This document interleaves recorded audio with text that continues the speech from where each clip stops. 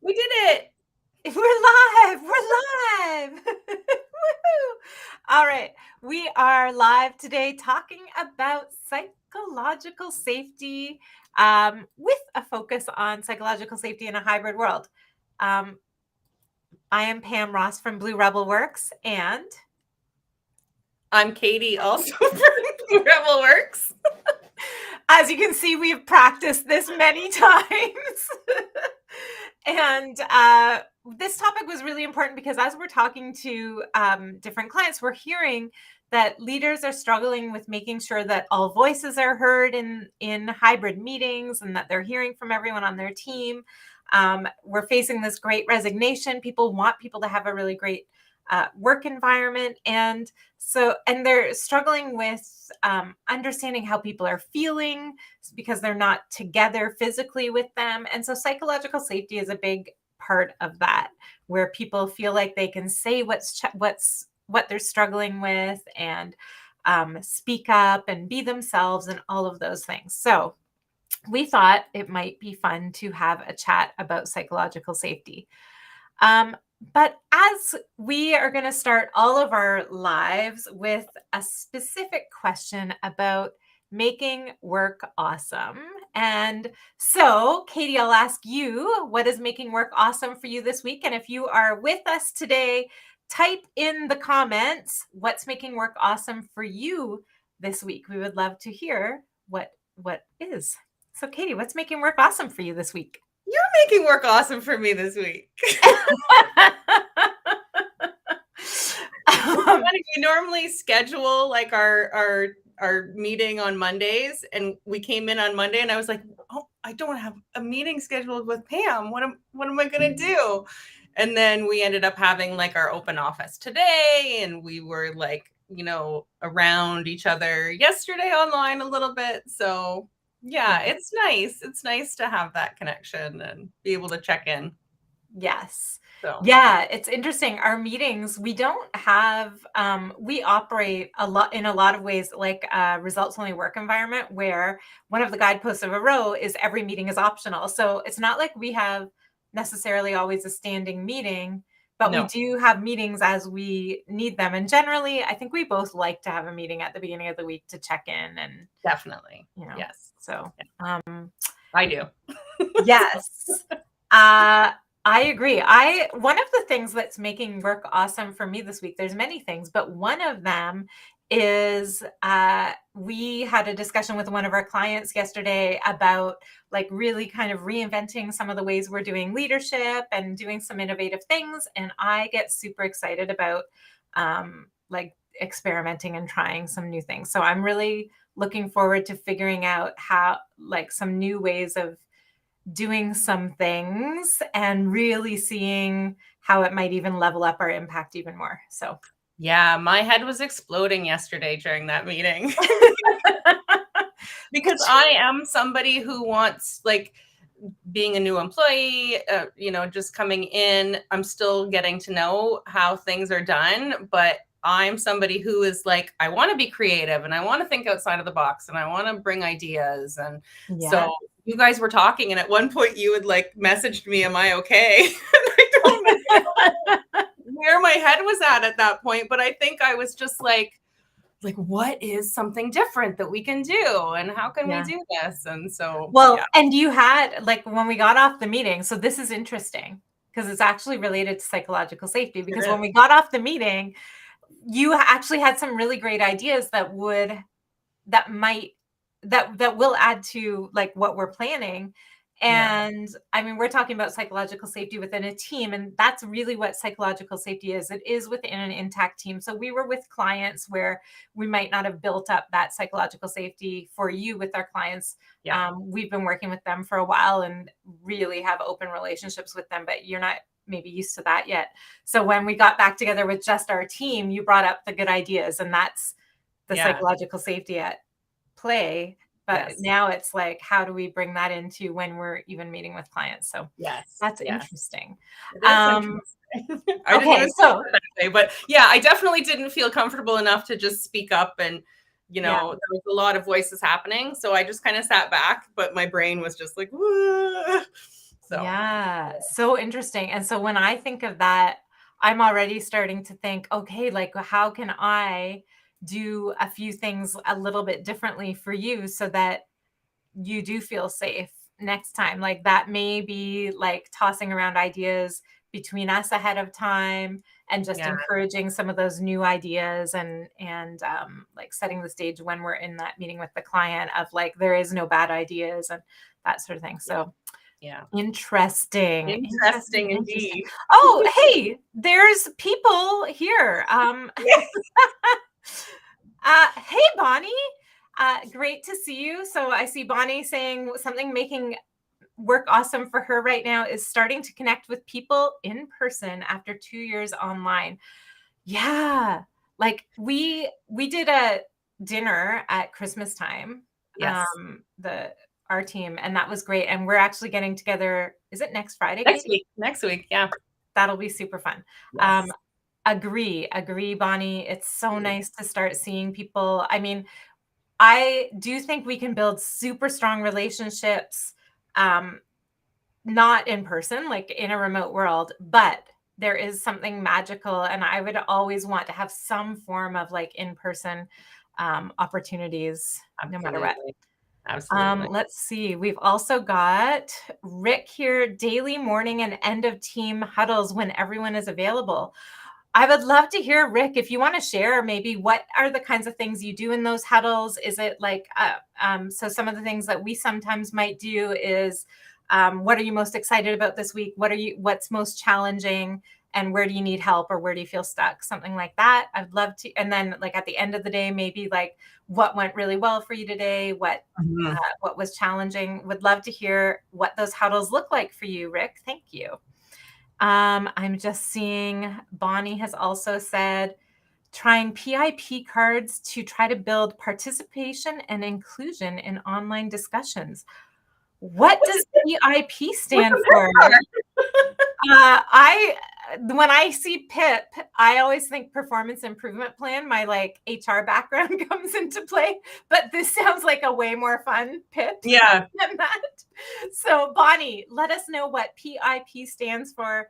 I would love to We'll hear do it. about these PIP cards. That sounds We'll super test fun. it out and then we'll let you know how it goes on our end.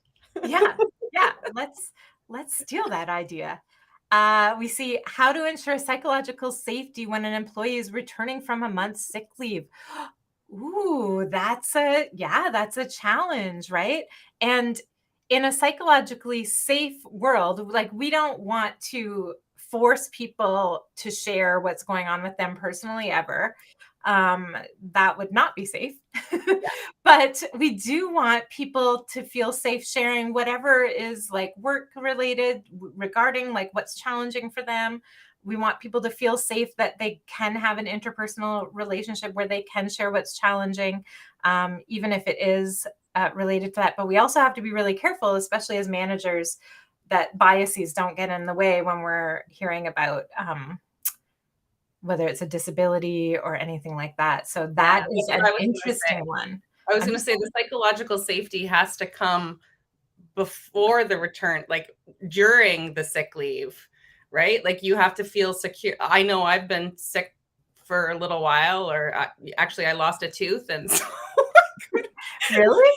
yeah, yeah, one of my front teeth is gone, and so I had to like take a week off of work, and it wasn't a regular sick leave. Like I was still healthy, but I didn't have a tooth. So I couldn't like talk and I couldn't see people and I couldn't do my job regularly. And Yeah. I felt really bad about it. So I think that like it has to start at the beginning. You have to feel safe enough to take a sick leave, first of all. Yeah. Um, and know that when you return that, you're just going to jump back in and nobody's going to be judging. And Yeah. I think Well, that a transparent discussion with the person that's returning, like, what do you need out of this? Like, how are you feeling coming back after a month off is yeah. really important.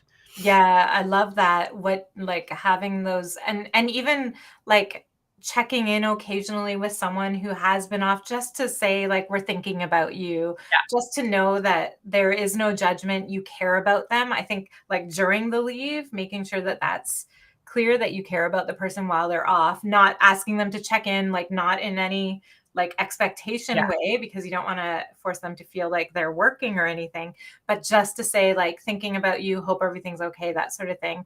And then I also am thinking with the team at work, really just setting the stage of like no judgment and,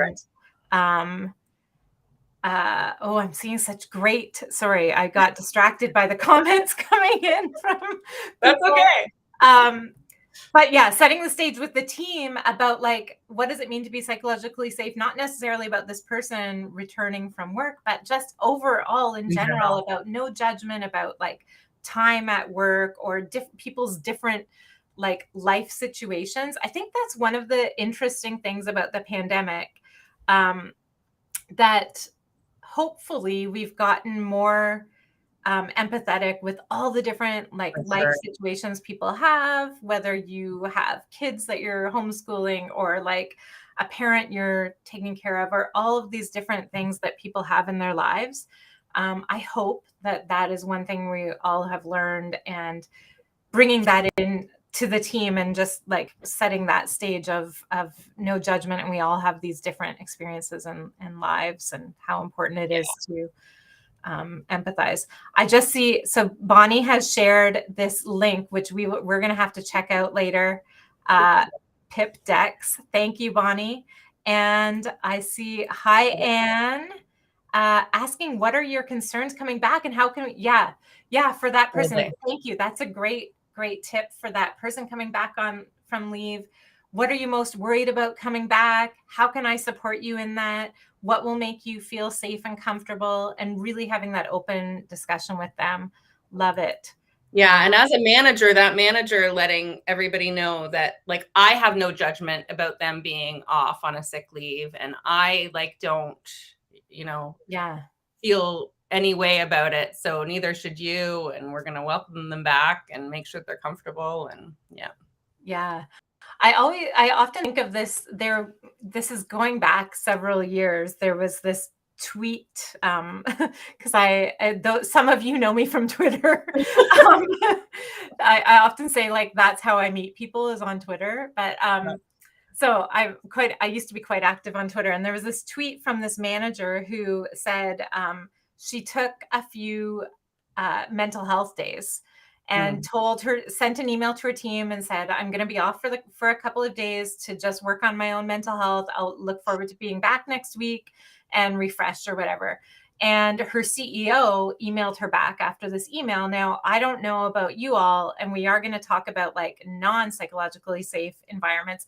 I have worked in several non-psychologically safe environments. And in those environments, my CEO would have been like, WTF, you can't just take some days off because you feel like it, get your butt to work or something. And her CEO had said, thank you so much for like setting the example. Everyone needs to feel safe to take care of themselves and their own emotional and mental health. So thank you for doing this. And it's a reminder to all of us. And so really recognize that. And I always think of that as a great example. Hi, Ina. One and the same approach does not work for all. Please, please, please take cultural differences into consideration. Yes, so important. Like all of the differences, cultural differences, all of the different experiences that we're all bringing, and recognizing one approach doesn't work for all as far as time of work and ways of working and like how we speak up and like all of the different kind of rituals at work. We really need to educate ourselves on all of the differences and engage people in those conversations about what does work for them and what doesn't, and all of that. So thank you. Rick has shared what his what the topics at those huddles are. I'm up here. Share good news, personal or work. Love it. We review work metrics, productivity. Do we need help in any areas? Agenda for the day or rest of the week. A thought for the day. Keep it under 30 minutes. Awesome. Yes. Love So it. that needing any help in any areas, that's where I would say people get stuck a lot, because like, do you feel safe enough to say, yes, like I'm struggling here. I can't, I didn't have the time to get to this. And that is really, really important, to be able to speak up and say, like, I do need help. And Yeah.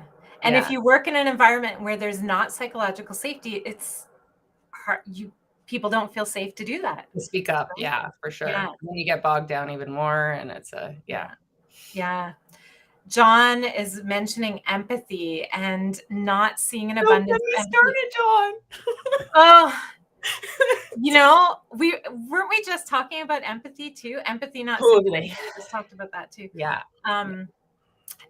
Yeah, it's so interesting. It's like we are living in such an interesting and in some ways frightening time with the polarization and like, and I'll be honest, like I sometimes struggle to empathize with the like extremely different view from mine, but it's so important that we are listening and like trying to understand why people are feeling this way. And everyone has so many emotions right now.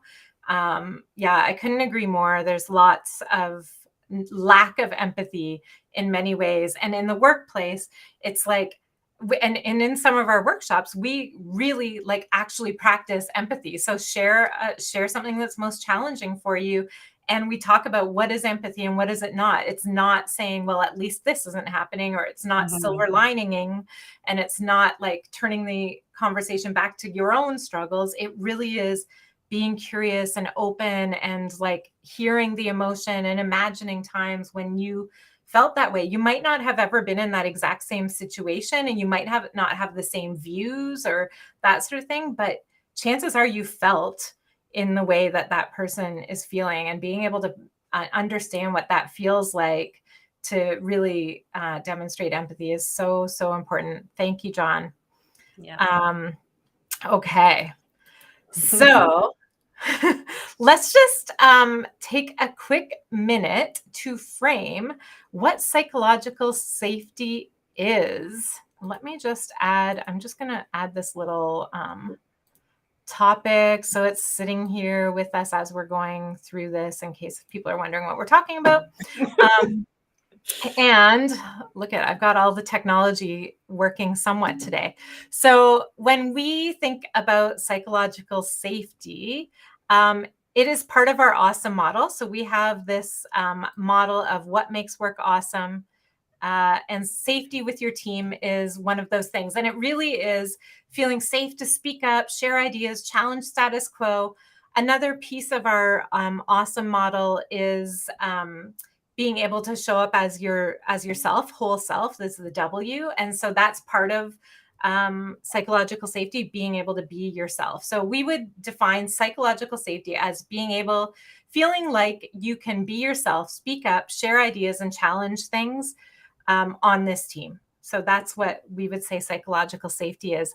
And it has been found a number of times in different studies to be one of the most important things, if not the most important thing, that separates high performing teams from sort of average teams. And if you haven't seen Amy Edmondson's TED Talk about psychological safety, we'll pop the link in the chat. If you haven't seen Google's work on Project Aristotle, they found psychological safety was the most important thing that separated their high performing teams. I love the Amy Edmondson one. They were studying medical teams and found that, I'm going to really, really abbreviate the study, but she will explain it better. They found that the medical teams that were reporting more mistakes were the more high performing medical teams. And so on the outside, looking at that, you might think that makes no sense. Why are teams that make more mistakes more high performing? And what they found was that it wasn't that they were making more mistakes. It was that they were comfortable and psychologically safe to report the mistakes. So that could be a nurse pointing out that a doctor had misprescribed a medication, or like giving a wrong dose and being able to say that you made that mistake, all of those things.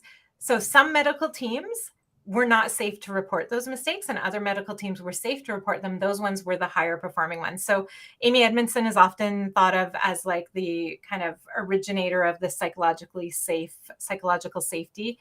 And I just really like that study for clarifying what that looks like in real life. I'm also just going to pop this up from Bonnie. One of the real challenges has been employees with school-age children. It is a challenge to have children. School-age children or a spouse working in the same space. The extra burden of being productive while managing life is so tough. It makes me sad how many leaders remain intolerant about the very existence. I think it's going to be in there. Of a situation that the employee can't control. Yeah, it's cutting off the comment. Yeah, the very existence of a situation the employee can't control. Yeah.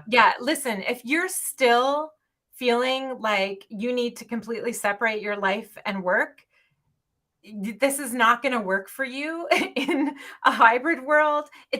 Honestly, I would say it wasn't healthy to be that way when we were in an in-person world either.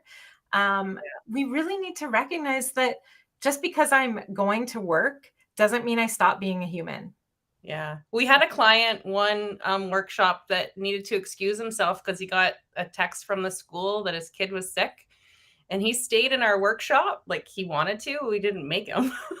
But he stayed on the phone, picked up his kid, communicated with us, got back, and there was no judgment at all. We were like, that's life. Like you can't stop things just because your life is going on. So yeah, it was a unique, I'd never seen that before. I was like, way to go. Yeah. Like, and dogs popping in and kids, I've had kids, we've been in calls and they knock on the door and, they have something important to talk to me about. It's always like, where's my Pokemon game? I know.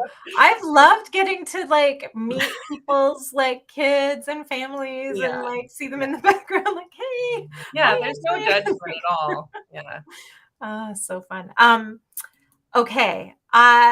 So we would love to ask you, if you are here in the comments, on a scale of 1 to 10, how psychologically safe is your team? So if you're giving yourself a lower score, then, maybe when you go to work or when you're with your team, you feel like you have to put on armor and kind of like hide your true self or your true thoughts. Maybe people rarely speak up when they're concerned about a leader's decision. Maybe you're really focused on maintaining the status quo versus trying new things and kind of experimenting. Maybe when mistakes are made, someone's blamed for the mistake, right? Maybe you notice the quieter people on your team rarely speak up, or you feel a sense of judgment on your team. That would be like lower scores on psychological safety. If you're on the higher end, you probably see people challenging each other, even the boss. You have new ideas flowing quite often. You feel like you can be yourself, warts and all, without judgment. People maybe are exploring new ways of doing things, experimenting, learning. Even the quieter people speak up in meetings when mistakes are made. The discussion is all about what we're learning versus like who made this mistake and that sort of thing. We're focusing on learning. So I see Bill saying 7. Awesome. So give yourself a score 1 to 10. And as we kind of go through, we'll start thinking about how can we lift from a 7 to an 8 or 6 to a 7, whatever your score is. And a 2017 poll, I see Anne saying 7. 7 is, I feel like 7 is the safe answer. Yeah. So we actually, and Anne will remember this because she's been through some of our leadership development. One of the things that we do often in one-to-one meetings is ask a 1 to 10 question. And it actually doesn't matter what your number is. And what we do find is that people often say 7. It's like the most common answer. And here's Rick with another 7. So We should 7 be is the going to most Las common answer. Vegas with our 777s. I know.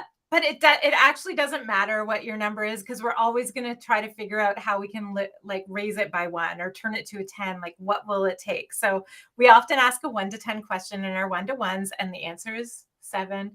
And we say, okay, what would it take to make it an 8? And that's what we're going to kind of take a look at. So I've just a couple of things that are coming to mind when I think of psychological safety. There was a study done. Gallup did a poll, and they found in 2017 that 3 out of 10 employees strongly agreed that their opinions don't count at work. So 30% of your employees strongly agree, like think that their opinions don't count at work. So that would be something to investigate on your team. How many people do people know that their opinions matter? I know I've worked in some places where I was kind of told, your opinion doesn't matter. Your opinion on this doesn't matter. You work in HR, so you don't get an opinion on marketing or menu. It was a restaurant company, so I've been told your opinion doesn't matter here. That did not feel safe a lot of times. Another study, this one was, I'm gonna forget the name of the researcher, but we will put it in the comments later. But basically, it is only 1% of people. This was in 2016, I think. 1% of people actually feel safe speaking up when they have a concern that is like really critical. Like a project is totally off the rails, a budget's not going to be met, a boss is a bully. Like these really, really critical things are happening. Only 1% of people felt safe to speak up. So there is this can be a really detrimental problem, and it can just stop innovation. Like, sometimes it can be super detrimental in those cases, and sometimes it's just like stalling things. So lots of 7s here. We're going to take a look at some things that cause psychological safety and that don't. So let's flip it first. I was like flipping it. That's because you're a rebel. I know. What are some things you've seen that cause things to be psychologically unsafe? What have you seen leaders do that make the work environment unsafe? Katie, I'll ask you this. Yeah, I would say like the biggest thing you see is in team meetings when somebody is trying to speak up, and maybe the reaction, seeing that will really make you take a step back and say, like, I don't want to be that person who's belittled for making a suggestion. So you just step back and you stay quiet. And yeah. So I was going to ask other people's lack of psychological safety. That belittling. Yeah. And like sometimes it's like our choice of words. Well, obviously, blah, blah, blah, right? If you're answering like a question with an obviously answer, that can be a little like, oh, I shouldn't have asked that because obviously I should have known it. I remember the lack of response, like the okay, great, and like dismissive. That's very hard to watch. Yeah, dismissive with a question or a suggestion. Totally. I love that. I have seen things like I've worked in environments where people were told to dress a certain way, where you had to there was a certain sort of, they called it look of the leader. And whenever they said look of the leader, it was like, what does that really mean? And it was like a very, you had to fit in. You could not really be yourself. You had to really fit the company image in order to kind of fit in there. That felt unsafe. Yeah, that was always described to me as like dress for the job that you want, not the job that you have, as if the job that you have is not good enough for you to dress nicely. Well, that's interesting. Right? Yeah. I was like, okay. Yeah. I'm seeing we have camera wall issue quite quiet employees, I think, have another way to hide as they do not turn on the camera, not trying to be a control freak, but can't tell if they're engaged. Yeah, it's interesting. So in a hybrid world, it can be easier for those quiet people to hide. So we as leaders really have to be super deliberate about creating safety for them to speak up and like figuring out ways to get those voices heard. And so they might be more comfortable. We often do something that's a liberating structure. So if you are an OD or facilitator person, you might have heard of liberating structures. And I suggest like to managers to take a look at liberating structures. But one of them is, they are basically meant to like liberate the discussion on your team. There are all these different ways of sparking more deep and free discussions. And there's an app and there's a website called Liberating Structures. But one of them is 1, 2, 4, all. We do this a lot in workshops where we give people 1 minute to think about answers or suggestions on their own, 2 minutes with a partner. So that creates a lot of safety when I'm just with one other person I work with saying, here's what I think, but I'm not sure. And then you create that safety with one other person. And then you join 2 twos together to make 4 and give them 4 minutes together. And then you bring the group back and hear all the suggestions from everyone. And it's a way of bringing up all of those voices without causing someone in a meeting of 10 or 20 people or 100 people to raise their hand. So yeah, what are the ways you can encourage those quieter people to speak up? I always check in, like you talk about right at the beginning of everything, like turn on your cameras, turn on your microphones. We'll listen to your barking dogs in the background, like unless it's being, somebody's talking and you can't hear them. But if there are people that have their cameras off, I always private message them to make sure that things are okay, because it could just be, they've had to step away for a second or, but really like checking in and making sure that things are okay with them and encouraging the camera to always be on is the biggest thing, I would say.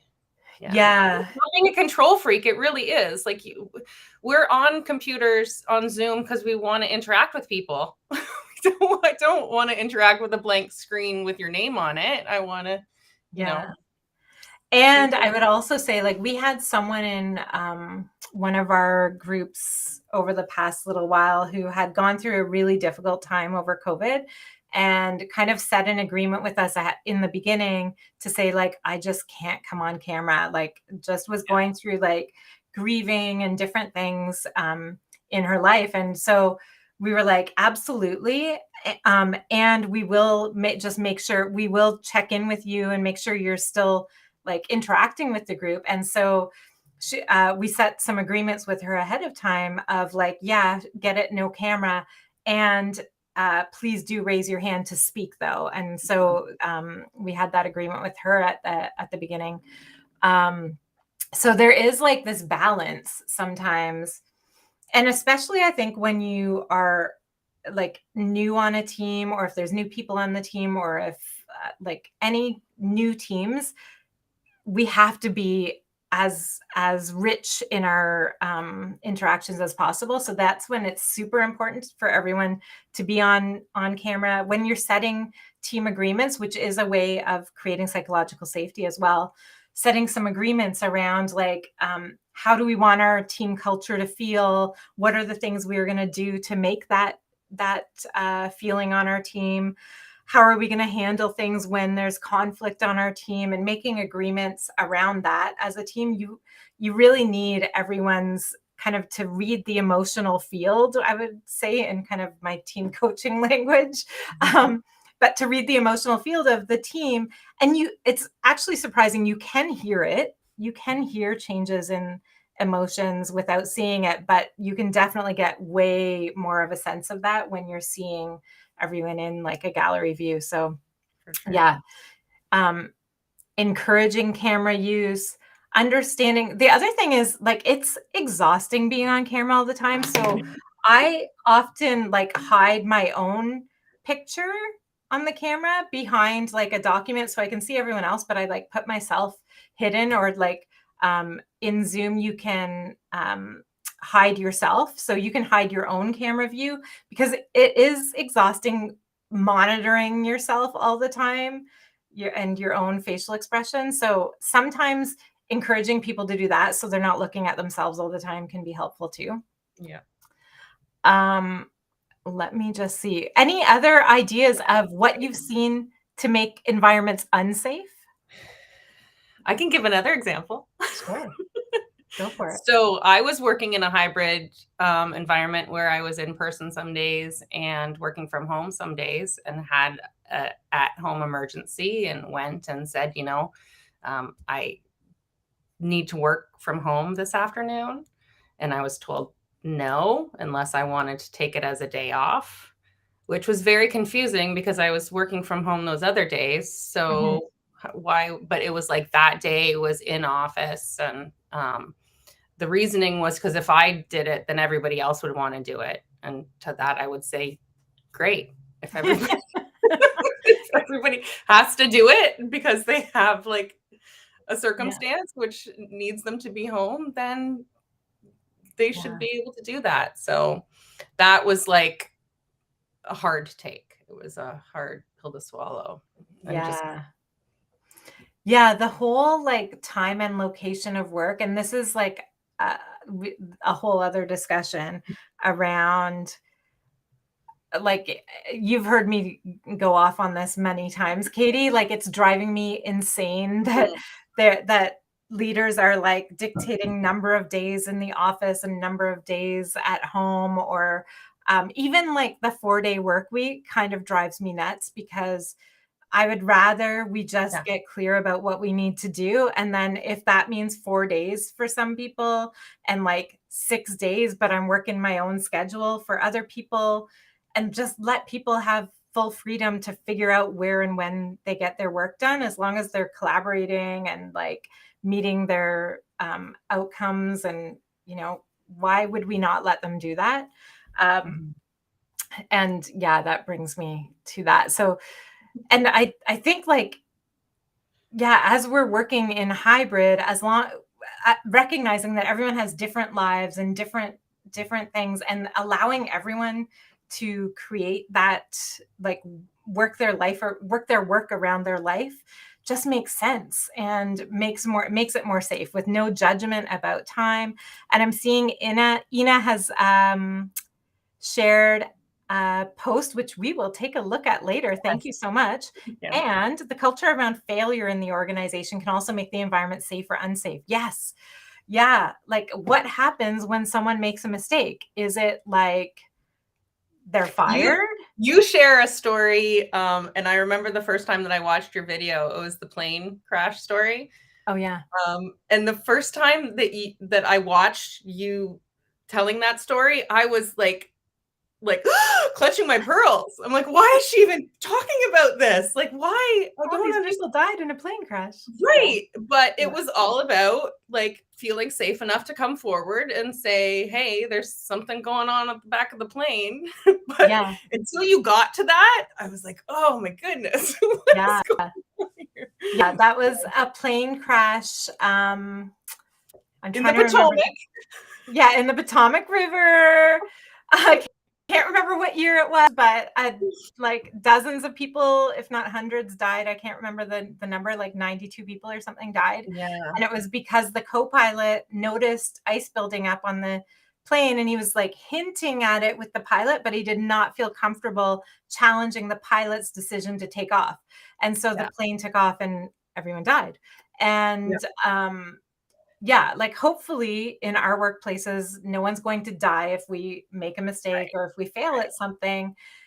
But we need to be able to speak up and say, like, hey, manager or boss or colleague, I Yeah. think that we might be going the wrong way here. Or like, why don't we try a new way of doing this? Or that sort of thing. If we don't feel safe to do that, and if we're so scared of failure, we're never going to innovate.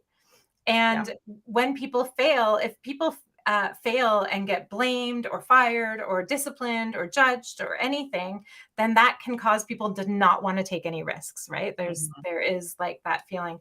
Some of our clients in the past that we've worked with have done things like Failure Fridays, where this was back in like office office kind of environment, they would get together and form a little circle around their popcorn machine, have popcorn on Fridays, and talk about something they failed at and kind of celebrate what they learned from each of those failures. So that is a way of kind of creating the normalcy of failing and learning from it. And that is not to say, by the way, because sometimes there's the feeling that psychological safety, if we go too far with psychological safety, people are not going to be high performing. They're just going to continue to make mistakes or the same mistakes or whatever.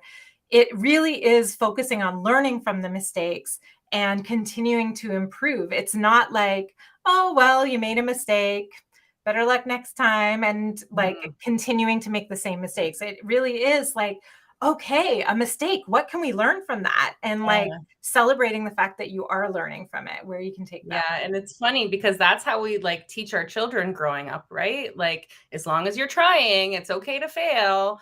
You learn from your mistake, but we don't seem to have the same as adults. We don't seem to have the same mindset that we're teaching the children. So yeah, it's interesting. Yeah. Yeah, it's so interesting. And not all parents are great at that with their children. That's true. Speaking as a child who occasionally got an A- and was like in trouble. So, oh no. We won't get into those. Those childhood experiences can change. No. We'll just affect how we're really leaning the other way in the real world. What's challenging about psychological safety in a hybrid world? So we've already heard like the video thing. How do we make people feel comfortable coming on video? So just to kind of go there, we have had some of our clients have taken people on tours of their homes through their Zoom to like kind of show them around.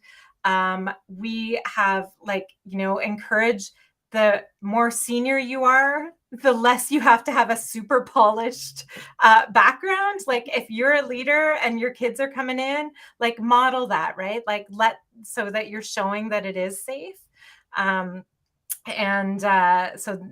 as far as the video piece comes, I'm just seeing a mention from Bill about coaching in youth sports. Yeah. That's a girl. How and what we're coaching. Yeah, totally. So there's so many kind of, whether you're leading at home, whether you're leading in sports, whether you're leading in an organization, the psychological safety part is actually important in all of those. Yeah. So other challenges, I see show and tell meetings. And so Bill, would love to hear more, like show and tell what? Like can you tell us an example? Is that work related? Is that about like the home, or like show and tell me something that you have on your desk at home or in your room? Like I can imagine things like that.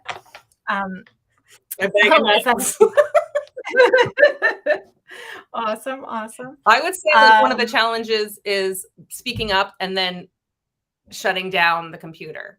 So like you're having a conversation, you're being transparent, and then you're shutting down the computer, and you might not see them for 2 or 3 days. And in my mind, like I go through these spirals of like, was it okay? Did it like a vulnerability hangover? Yeah. Like I just shared, and was it taken in well, and are they mad about that? And so definitely a challenge is like if you're not seeing people on a regular basis, what are you hanging on to as you shut down your computer? Yeah. Oh, I love, I hadn't thought of that, Katie, but it is so true. Like there are times when, you're questioning yourself, like, should I have shared that? Are people judging me now because I can't see them? I don't know. And we don't have a meeting until next week or like on Friday. So I'm just thinking about that. And some of the things like I'm thinking of, in our sessions, we had someone recently share like something that was going on with their mental health and like what they were doing to help with that. And I think both of us individually reached out to that person and said like, thank you so much for being courageous to share that. It really helps everyone feel safe that they can share vulnerably. So like recognizing that, both like, you know, maybe for some things you might recognize it publicly, like Katie, thanks so much for sharing, like we, you know, really encouraging that, but then also privately just to say thank you. Yeah. Thank you, Bill. So it sounds like those show and tell, you're sharing their home, pictures, things like that. Yeah, the vulnerability hangover. I think that might be a quote from Brené Brown. So I don't want to like take credit for it. For that. I'm sure I've heard it somewhere, and she seems like the person I would have heard it from. But I have definitely experienced that vulnerability hangover. Yeah. Other things that are difficult, psychologically safe in a hybrid world, difficult to create in a hybrid world. I think there is this perception that we have better connection when we are in person. Right? And we were talking about this the other day, and I think sometimes that is a misperception. Like, yes, I might see you at the coffee machine or the water cooler and talk about my weekend or ask you about your weekend. But I don't know that that is necessarily creating psychological safety. And so I would argue that the things that we have to do in a hybrid world, which really are like being really intentional about like set the expectation of, we really want to create a work environment where everyone feels safe to speak up, and then modeling it by sharing your own challenges if you're a leader, being open to criticism if someone does speak up, like really being curious about it and opening up about it. There's actually feedback, not criticism, feedback. Right. Feedback or criticism. It could feel like criticism in the moment. But yeah, as a leader, when someone speaks up and challenges your idea, do you shoot it down and say like, that's silly, we're going to stick to my way or the highway? Or do you say, oh, that's interesting, I haven't thought of it that way, let's explore that? Or when they like give you feedback about a behavior or something that you can change, are you open to exploring that, or do you like defend? And I love the Adam Grant did an experiment with the Gates Foundation where they were working on creating psychological safety, and they actually had Melinda Gates read. If you've seen the Jimmy Fallon, is it Jimmy Fallon or Jimmy Kimmel, the mean tweets. And so it was kind of like that. So they gave Melinda Gates feedback that she had not seen before. That was kind of like mean feedback to her through their employee survey. And she had to read it on video, and they shared that publicly. And then she talked about like things she was working on improving. And I think that's so fun. I would love like some kind of mean tweets on her team. That sounds mean, but like I'm so curious. Our team is so small; it would either be one or the other. ask the world, what would you mean tweet at me? But like modeling that, like so for her to read those out and be open and vulnerable and talk about like what she's working on improving, that's a way to model it. We talked about recognizing it, encouraging when it happens. So these are ways to like intentionally create it. Putting some practices in place, like, we do check-ins at meetings where you're kind of coming into the space and we get an idea of like where your head's at as you're coming into the meeting. Doing those breakouts in larger meetings so people have safety in smaller numbers. Practicing curiosity. So whenever there's a question, as a leader, do you right away answer the question? Or do you ask some curious questions or let everyone else answer the question first, right? So there's some really intentional habits to get into to create that psychological safety, I think. I should say, we haven't said this, but we are doing a psychological safety workshop next Thursday. And the proceeds are going to Black Women in Motion, which is a Toronto-based organization that supports Black women and girls. So we would love to have you join us. And Katie has just popped the link in the comments. Thank you, Katie. So we are doing that. We run these sort of collaboratory, Pam. What's a collaboratory? Let me tell you, Katie. A collaboratory is kind of what it sounds like. It is a collaborative sort of laboratory to discuss a specific topic. So we give you a little bit of like pre-read or video or something to watch before you come, so you have an understanding of the topic. When you come, we have people from different organizations, and we're able to collaborate on like what's really challenging here and what could we do. And then you leave with an experiment, with an action or habit to experiment with the laboratory part. So 90 minutes long. It's kind of like a quick lunch and learn. Kind of lunch and learn. We're doing it at noon Eastern time next Thursday, all about psychological safety in a hybrid world. So we'll bring some of this in there, but really go deeper on like, what does it actually look like to create psychological safety, and dive deep into the challenges people have. So these workshops, we run them free for our clients, but are inviting the public occasionally, and with a limited number of seats, because we do keep them small enough that it is a safe environment to share. Absolutely. So we would love to have you join us. Let me see. Did we miss anything we wanted to talk about? Probably. Probably. I'll just ask this last question up here.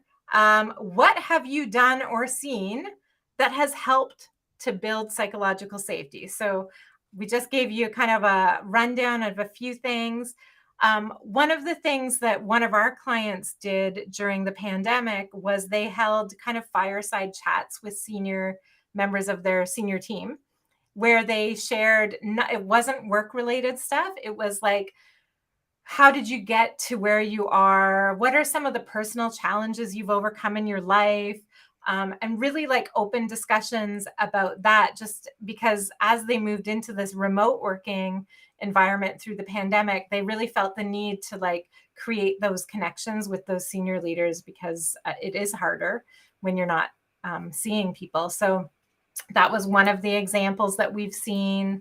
I mentioned the check-ins, team agreements, but we would love to hear what you have seen, or what you do, or what you've done to build psychological safety. I'm just looking through sharing challenges, being more intentional. We shared that 1, 2, 4 kind of process for the breakout rooms. Yeah, we would love to hear your ideas, and we would love to have you join us, where we will share a lot more and have a collaborative discussion next week. Final thoughts, Katie? I was going to say, the good thing about collabs is it's not just the two of us talking. Yeah. You have a voice.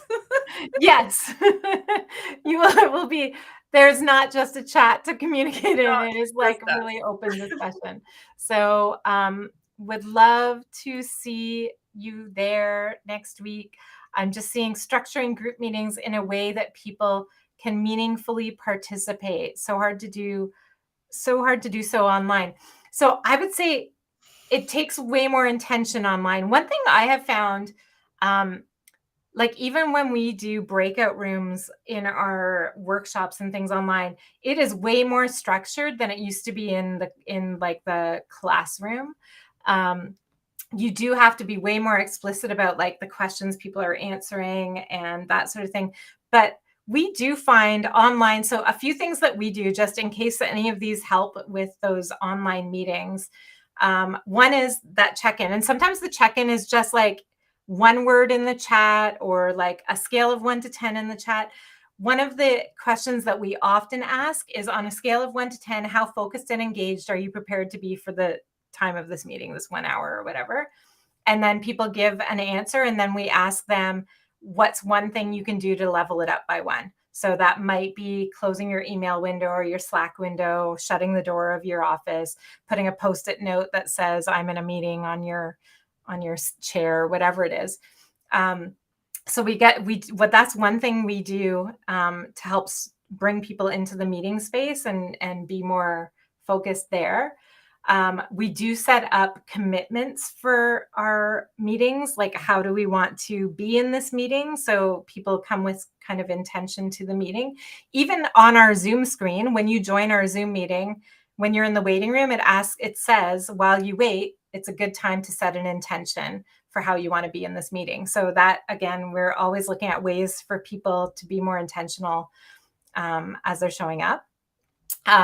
We do a lot of breakout rooms so that people have time to chat. We do set the expectation that everyone will be called on. So, we get to know people's styles. We do run some behavioral assessments to understand different styles and know that people who are more passive or introverted with their style might be quieter, but we kind of set the expectation that we're going to ask everyone to share. We also say, like, kind of have a, like, who's on deck. So I might say, like, okay, I'm going to ask Katie and then Bonnie and then Bill to share, so that everyone knows and they have that heads up to, like, collect their thoughts. Because for some people, just to be called on immediately is, like, really scary. So those are some of the things that we do. I could probably... And I would say, so, like, on our team, when we're going to have a structured meeting, we share the agenda ahead of time. Mhm. And it's not just your agenda. If you've called the meeting, like, all of us can go in and we can add what we want to discuss or make notes on it. And sometimes we do it live on the spot, and sometimes we're coming in afterwards, or we do, like, a mural board where it's really just like, put your thoughts up on this board. Is there something that you want to cover that we never even thought about? So that's a good way for people to feel like they're participating in a meaningful way, for sure.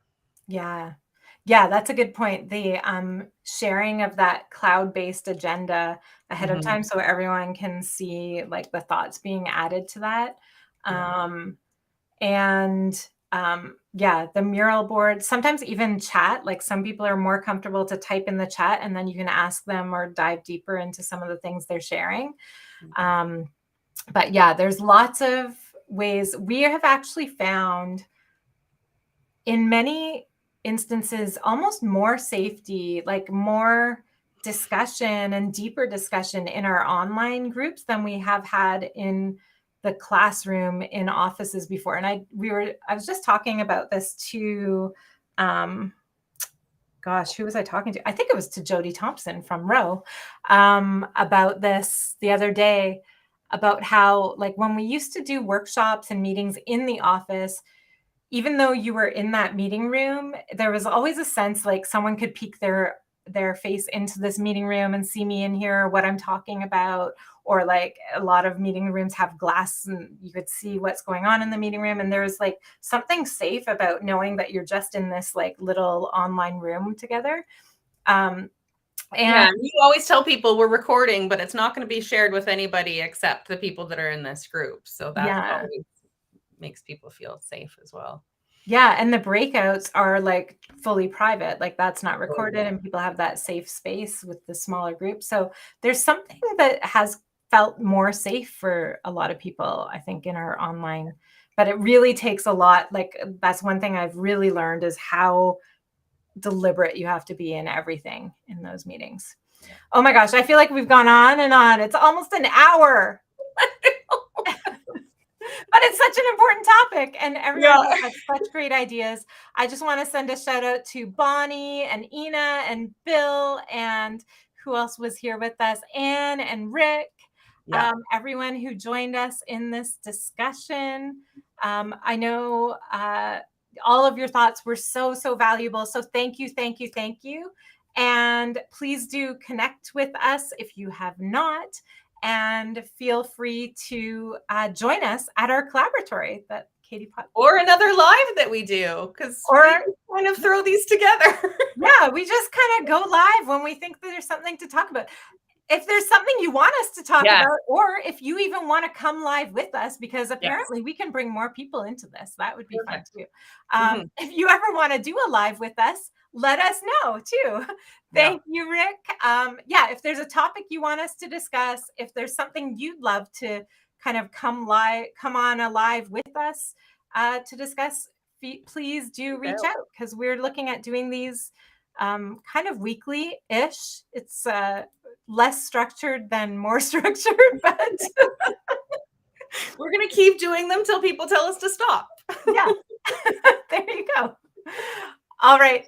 Thank you, everyone. Awesome. Until we see you again, make work awesome. Make work awesome. All right.